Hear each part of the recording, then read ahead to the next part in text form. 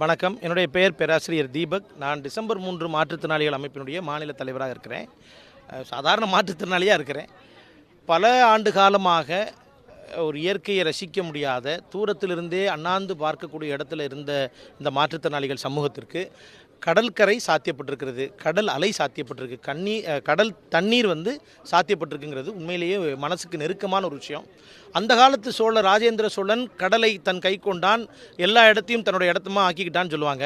ஆனால் இன்றைக்கு இருக்கக்கூடிய தமிழக முதலமைச்சர் அவர்கள் இந்த கடற்கரையை சாதாரண மாற்றுத்திறனாளிகளுக்கு சாத்தியப்படுத்துவதன் மூலமாக எங்கள் உள்ளத்தை அவர் எடுத்துக்கிட்டார் அப்படிங்கிறதான் யதார்த்தமாக நம்ம பார்க்கணும்.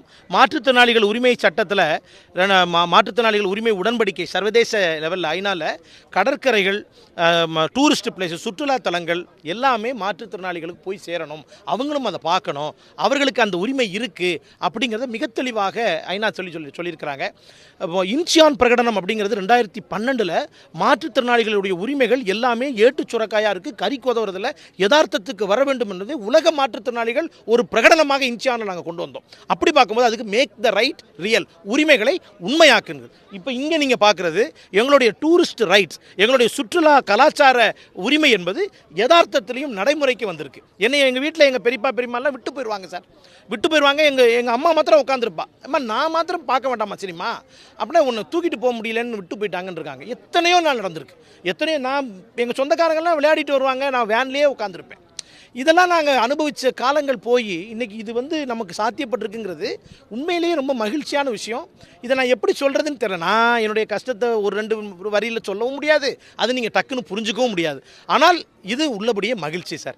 உங்களுக்கெல்லாம் கடற்கரைக்கு வரும்பொழுது எவ்வளோ மகிழ்ச்சி வருது சார். நீங்கள் காதலாக இருந்தாலும் கடற்கரைக்கு வர்றீங்க, சோகமாக இருந்தாலும் கடற்கரை. அப்போ உங்களுக்கு இருக்கக்கூடிய ஒரு சந்தோஷமோ துக்கமோ அது எங்களை மாதிரியான சாதாரண மாற்றுத்திறனாளிக்கு வராதா? உடம்புல தானே உள்ளம் நல்லா தானே இருக்குது. உங்களுக்கு இருக்கிற அதே உள்ளம் தானே எங்களுக்கு இருக்குது. அப்போ எங்களுக்கு அது சாத்தியப்படணும் தானே. இன்றைக்கி சாத்தியப்பட்டிருக்கு, அது சந்தோஷம். இது அரசியலுக்கு அப்பாற்பட்டு அரசாங்கத்தினுடைய ஒரு அற்புதமான ஒரு நிகழ்ச்சியாக பார்க்கணும். தந்தை பெரியார் அவர்கள் ரஷ்யா போகும்பொழுது நீங்கள் எதை பார்க்க விரும்புகிறீர்கள் அப்படின்னு அந்த ருஷ்ய அரசாங்கம் கேட்கும் பொழுது நான் சிறைச்சாலையை பார்க்க விரும்புகிறேன்னு தந்தை பெரியார் சொன்னாங்களாம். அப்போ ஏன்னா அந்த அரசாங்கம் எப்படி நடக்குங்கிற சிறைச்சாலையை பார்த்தா கண்டுபிடிச்ச முடியும்னு சொன்னாங்க. நாங்கள் கொஞ்சம் மாறுதலாக சொல்கிறோம்.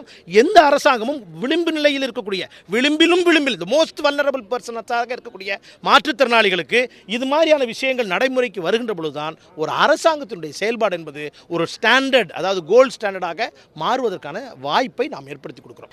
யாருக்கும் இந்த ஊனம்ன்ற இதுக்கே இது கிடையாது. உள்ளம் நல்லா இருக்குது, அதனால ஊனம்ன்ற வார்த்தையே வேண்டாம். இப்போ பிரீத்தி ஸ்ரீனிவாசன்றவங்க ஒருத்தவங்க இருக்காங்க, இவங்கள மாதிரி மாற்றுத்திறனாளிகள் தான். அவங்களுக்கு முதல்வர் அவர்கள் ஸ்கூல் திறந்து வச்சுருக்காங்க. அந்த மாதிரி நிறைய பேருக்கு போய் ரீச் ஆகணுன்றது தான் எங்களுடைய இது. இந்த மாதிரி ஒரு பாலம் கட்டினதுக்கு ரொம்ப நன்றி. இதே மாதிரி இப்போ குழந்தைகளுக்கெல்லாம் கவர்மெண்ட் ஸ்கூல் ஓப்பன் பண்ணாங்கன்னா ரொம்ப நல்லாயிருக்கும். நிறைய பேர் கஷ்டப்படுறாங்க இல்லைங்களா, அவங்களுக்கும் கொஞ்சம் யூஸ்ஃபுல்லாக இருக்கிற மாதிரி இருந்ததுன்னா அதுவும் கொஞ்சம் நல்லாயிருக்கும். அதுதான் நான் சொல்கிறது. அப்புறமா நல்லபடியாக இந்த மாதிரி எல்லாருக்கும் போய் ரீச் ஆகணும் இந்த விஷயம். அதுதான், யாருமே ஊனமே கிடையாது. அவங்கவுங்களுக்குன்னு ஒரு திறமை இருக்குது, அதை வளர்க்கணும். அவங்கள இங்கே இயற்கையை ரசித்து அவங்க பேரண்ட்ஸ்லாம் இங்கே யூஸ் பண்ணிக்கணும். அதுதான் எங்களுடைய